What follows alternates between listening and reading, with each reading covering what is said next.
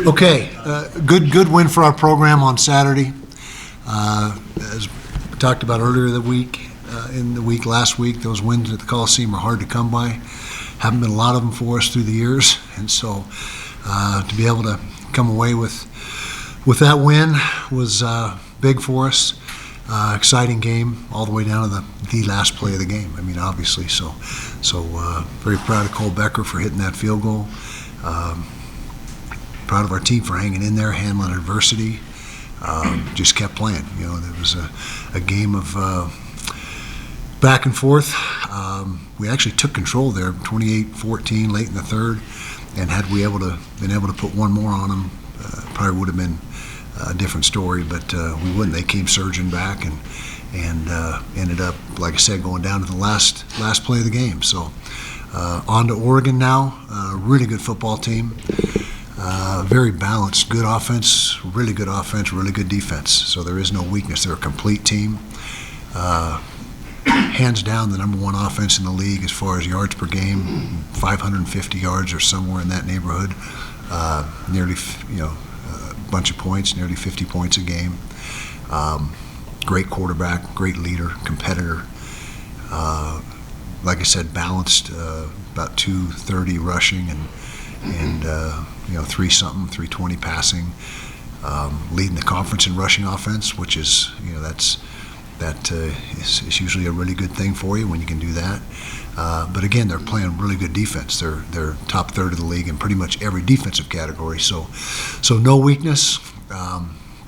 College game day coming. That'll be an exciting thing for the university, the community. That's I think it's 2016 maybe was the last time we had that here. So it's been a while, but it's great to get that get that crew back on campus, and big game in the conference picture. They're one loss team, as are we. So both our backs are to the wall, and it should be hopefully a great football game. So questions, starting with my man over there. All right, this is great win, by the way. Thank you. Okay, in the fourth quarter, when you kicked off why did you not split the ball with kicking?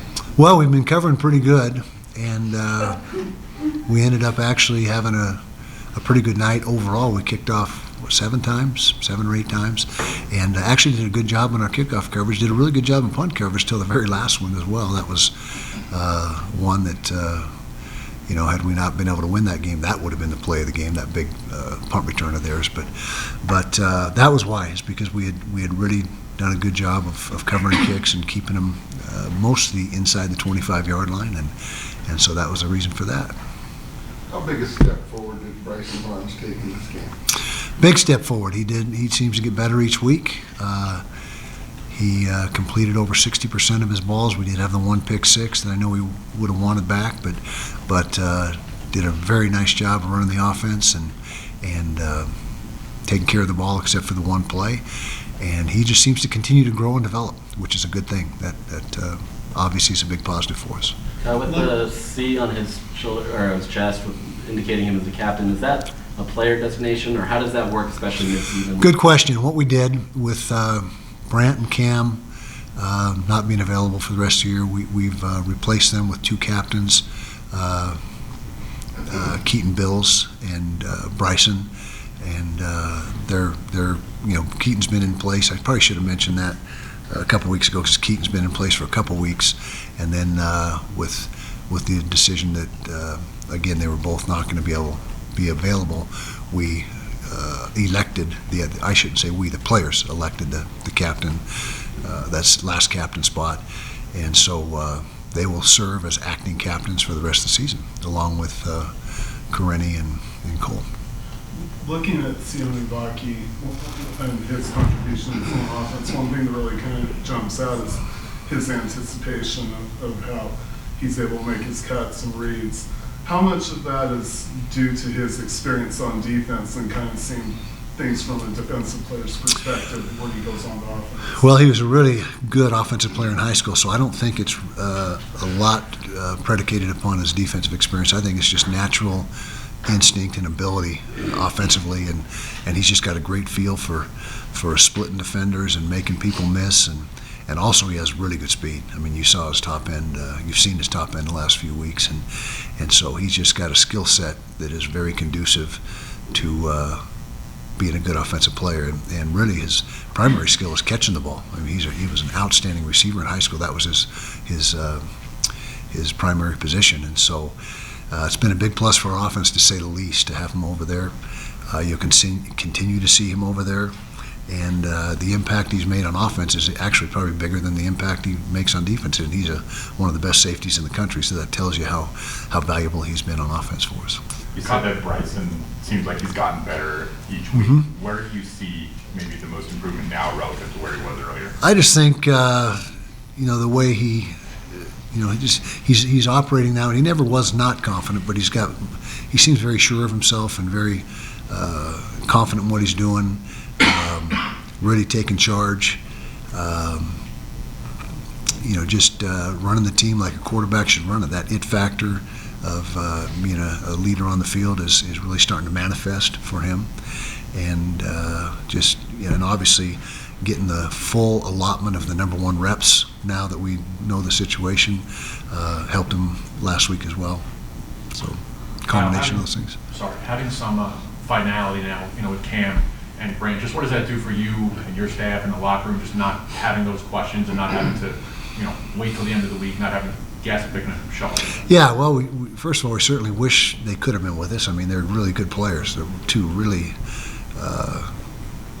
guys that really add to what we're doing, and two of the best players in the Pac-12. But the uncertainty, I don't want to say it was a distraction, but it seems to be, things are settled now, more of a settled feeling, and knowing exactly, going forward that, they're not going to be available helps us operate and plan in a little different way. What kind of input are you going to have with them when they talk to you about whether they return or not next year? What kind of input am I going to have? Yeah, I'm sure they'll consult you and talk to you about it. Okay. Yeah, I think as far as, obviously that is going to be completely their decision, but there's things you got to weigh there. What is the opportunity in the draft? Not having played this year, that's going to obviously impact things. Being able to come back for another year of college, with NIL, and that changes the picture as well, because before you'd come back and still eat top ramen every week, but now with NIL, you've got a chance to live a pretty good lifestyle. So I'm not going to, I don't have an answer right here, right now, but I'll certainly counsel them and give them my 2 cents worth, and those are two really smart guys. They're going to do their homework and talk to all the right people, and the key is not only talking to the right people, but not talking to the wrong people. You got people that you don't want their input because it's worthless, and so you got to make sure you talk to the right people. Kyle, with Bryson, he took a few hits on Saturday night on that final drive. He got hit at least once that I can remember. He went down pretty hard. Did he come out of that game healthy? Should be fine. Yeah, should be fine. And he's a tough guy. He's a really tough guy, and did throw it up in there, particularly that last drive, as you mentioned, those two scrambles where he lowered the shoulder and just went. And that's who he is. That typifies his style of play and what he's all about. Would you prefer that he doesn't lower his shoulder? Probably so. But in that situation, game was on the line. Sure. I mean, there's every scramble and run is not created equal, and in those that was critical that we got every yard we could because we were maneuvering for field goal position. Sione Vaki's had such an impact, and you started to allude to this, I think, in the postgame. Will you make him a full-time offensive player, give him 20-plus touches, and then spot him on defense, given the impact he's having on offense? It seems to be trending in that direction, and so we'll see where it ends up. But the first thing we got to do is make sure we don't overload him and make his workload too heavy and too much to realistically handle. And there's also a mental aspect to it too. It's not just physical; it's how much can he learn and assimilate, on both sides of the ball. Because a safety position here, there's a lot of adjustments. They do all the adjustments and coverage calls and run the show back there, and so there's a lot on their plate mentally with that. But yeah, it's analytically proven the impact of offense is greater than the impact of defense, and so we're going to continue to have him be a big part of the offense and see how much he can handle. We'll get to that point of I think it'll become obvious, I believe, when we get to that saturation point where, okay, that's enough. But to answer your question, is he become more of an offensive player than D? I'm not going to rule it out, but not yet. We're not there just yet. Your secondary held up really well against your first Sure real shoe did. test Yep. in passing. I mean, how do you kind of evaluate that, knowing that you were able to hold Caleb? I mean, Caleb had the ball several times for many seconds. I mean, how do you feel like they did overall? I thought they did really well, and that was a big plus for us. Zemiah Vaughn has really turned into a good corner. He's starting to really come of age, and Miles Battle played his best game as a Ute. I don't think there's any doubt about that. He tackled extremely well. Not only did they play well in coverage, but they came up in run support and did a nice job in run support. JT Broughton did a good job as well, and very pleased overall with the secondary in their entirety, the safeties included. Thought Nate Ritchie wasn't perfect, but did a good job filling in for Cole. And then, of course, when we got Cole back in that second half, that made us even more. Is it formidable or formidable? Whatever. Yeah, that. So it was good. Kyle, will Cam continue to travel just to be around the QBs, around the team? To be determined, but if he wants to continue to be a part of it, he traveled with us, obviously, to USC, and so he's still one of our leaders, even though he's not on the field.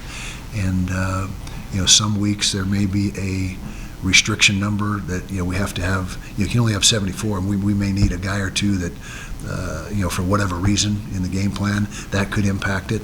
But all things being equal, yeah, we hope he's with us every week. You alluded to Nate Ritchie having some good moments and bad moments. Obviously, I didn't say bad. Some areas where he can maybe improve a little Sure. as we go forward. Yeah. My apologies. If Sione does wind up, playing more offense heavy down the line, presumably we would see more of Nate. I guess, what exactly did you see out of him, and what are those areas where you can see him taking steps forward? Okay, as I've mentioned earlier in the season, he's still knocking the rust off from a church mission, but that he's getting closer and closer to being the player he was prior to the mission. He can be a little more decisive, trigger quicker. Was a little hesitant on things at times on Saturday. Missed a tackle or two. We only missed 9 tackles in the entire game, which is outstanding against a group of athletes like that. But just a little more urgency and triggering, and maybe a little better backside pursuit. You're also going to see John O'Hall.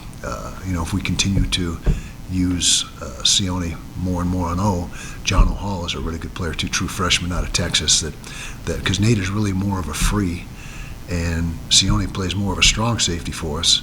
And so if Sione, Nate was filling in for Cole, but if we're looking for a fill-in for Sione, it's either going to be Nate or John O'Hall. Those are the two candidates. 2 straight games now with Jaquindon getting 20-plus carries, still 100, if not over 100 yards. He had expressed frustration that he wasn't able to do that in the first part of the season. What does that do to have a guy that can go for 20-plus carries? Oh, it's huge for us, and Jaquindon's a big part of our attack, and he wasn't able to because of that nagging injury. It wasn't that we didn't want to feed him the ball. We want to get him the ball. What you've seen the last few weeks is ideal. If we can get him 20 to 25, maybe even 28 carries, that's right in his wheelhouse, and if he can stay healthy and knock on wood, it appears that he's pretty much over the injury that was slowing him down. Then that bodes well for us. Is the running game better right now? Is the running game better right now because of the guys you have carrying the ball, or can you look at the film and see that the O-line is doing a better job opening holes? Both, without a doubt. The O-line is really starting to gel, I guess might be the right word, and they're stacking games on top of each other where they're very efficient and doing a good job.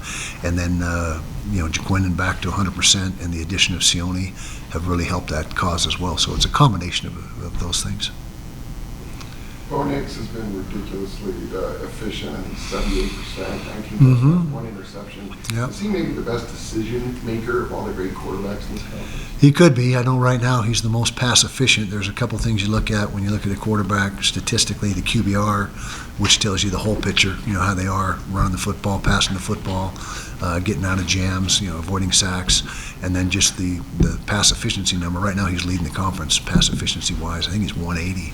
Or close to it. He's got a really good efficiency, and that's saying something when you look at all the quarterbacks. You got Penix, you got Caleb. I mean, list goes on and on. So he's a tremendous player. But the thing I like about him most is his competitiveness and his leadership. And I saw that at Auburn. I saw him play one game at Auburn. I was watching SEC game a couple, what was it, 3 years ago, I guess now, and or the 21 season, and saw this guy. I thought, who is that guy? You know, he's just making plays and that just absolutely the field general of the team, and it was him, and so I've had you know, a strong opinion of how good he is for several years, and that, to me, that's it, is the way he just leads and competes every week. Prior to the USC game, Britton Allen walked out with the captains before the game. Mm-hmm. Was there anything special for? Yeah, he was the special teams player of the week, and the special teams player of the week is an honorary captain each week, and so that's why, and yeah, that's the fifth captain, but that captain rotates, so we'll have a new one for this week, unless he wasn't the player of the week this week on special teams, so you'll see another guy this week. Demanding. Bryson has looked markedly better, more comfortable these last 2 weeks, which coincides with him getting all first-team reps for the entire week. Hindsight is 20/20, but if you could go backwards, would you have operated in that manner, making a decision on Monday, giving whoever it was, Bryson or Nate, all of the reps early? Knowing what we know now, obviously, Sure. but we didn't know. I mean, that was, I don't think we could have done it any differently given the circumstances. But if we had known then what we know now, yeah, I think we would have operated a little differently. But we're sitting here at 6-1, so we're doing some things right, coming away with wins. But yeah, in hindsight, but it's really a moot point because we had no hindsight at that time because of the situation. You said Levani Demooney would step up. I guess you never have hindsight at that time, do you? It wouldn't be hindsight. Yeah, it wouldn't be. What's that? You said Levani Demooney will step up in Landry's replacement. What does the depth look like there? I know you have Justin Medlock, some other guys there. What does it look like for you right now? Looks good, and like I've said several times this year, our 1 through 85 roster is the deepest it's ever been, and we've really tapped into it. And this is another occasion that we're going to need to do that. Levani Demooney is a tremendous player. He's physical. He's tough. Knows the defense inside and out. Extremely smart for only being here, for a short time. Sione Fotu also becomes more of a prominent guy now. Medlock as well. Josh Calvert. We hope to get Hayden Fury back. Hayden, you didn't see him in the game last week, so hopefully he's back this week. But we still have 5 or 6 guys that we think are very capable. But feel bad for Lander. I mean, he was really coming into his own. Probably played his best game against USC, game of the season, and to see that happen is disappointing. But there's a possibility he could be back for a bowl game. I mean, that is not out of the realm. Regular season, it's done. There's no way I shouldn't say no way, but very doubtful he'll be back for any of the regular season. But possibility for a bowl game. This is the fifth time game day has come here, and the fourth since you've been head coach. What kind of impact does it have on the players, on the campus? And how do they deal with that extra attention? Yeah, well, first of all, we try to keep the players in as normal of a routine and not break that. There's going to be a guy or two that's going to have a little bit extra on his plate, but it's great for the team as far as knowing that, hey, we're the center of the college football universe this week, I guess, and it's a very it's a positive thing for them and a reward of sorts, I guess you could say. For the community, it's awesome. The university, it brings exposure to our brand and just the university and community in general. So I think it's win all across the board, but you try to make it. I'll obviously have a heavier load and some things that I got to do that are not a typical week, but trying to have the players and the assistant coaches block everything out, block out the noise, and just go about their routine. Okay, Jordy's giving me the hook. Thanks, guys.